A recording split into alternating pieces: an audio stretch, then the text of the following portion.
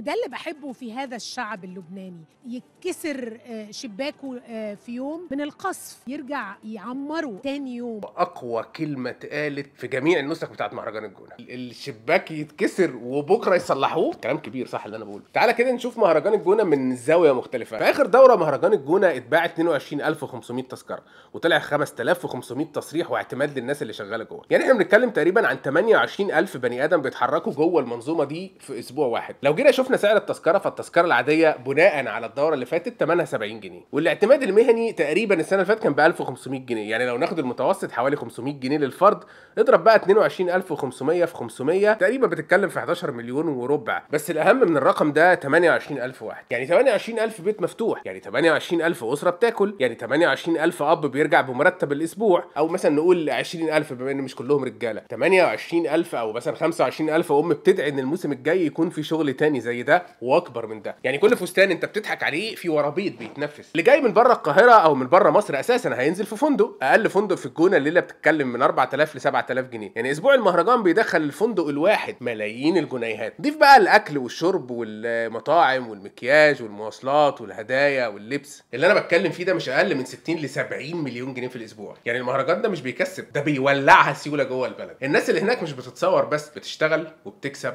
وبتعيش. بس اهم حاجه انا مش عايز اللي انا بقوله لك ده ينسيك استاذه لميس الحديدي لما قالت الجمله الخالده: يتكسر شباكه في يوم يرجع يعمره تاني يوم.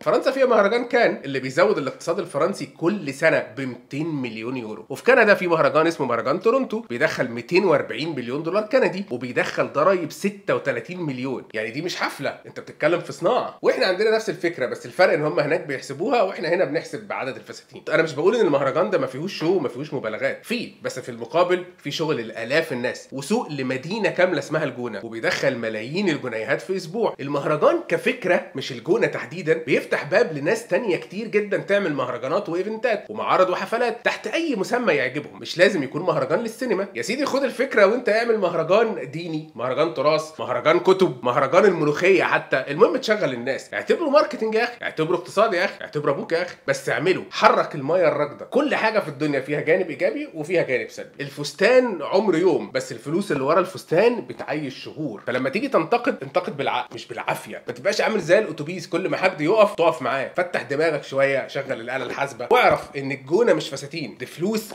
ماشيه على رجلين. الله العظيم برنس. وبعدين خلينا صراحه كده مع بعض، انت اصلا بتستنى مهرجان الجونه عشان تتفرج على الفساتين، صح ولا مش صح؟ صح.